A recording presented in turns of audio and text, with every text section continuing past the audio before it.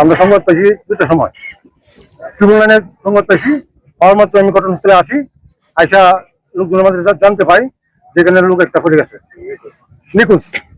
তারপরে আমি কনফার্ম হয়ে আমি আমার উদ্যোতন কর্মকর্তাকে কন্ট্রোল রুমে আমি অবগত করি, এবং সেখান থেকে একটি টিম দুপুরের টিমে আসা উদ্ধার কাজ সম্পন্ন করেন।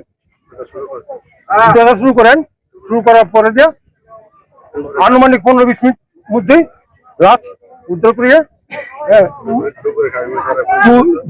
দুপুরে কায়মে দ্বারা পরিচালিত সুবল মনিরুজ্জামান সহ তাদের দুজনের দ্বারা উদ্ধার সম্পন্ন হয়। আমরা আজকে আনুমানিক দুপুর 2টার সময় দুর্গাপুর আমাদের এই স্যার অবগত করে যে এই দুর্গাপুর এই সোমেশ্বরী নদীতে একটি গোসল করতে আসে একটি ভিকটিম আর কি তলিয়ে গেছে স্রোতে।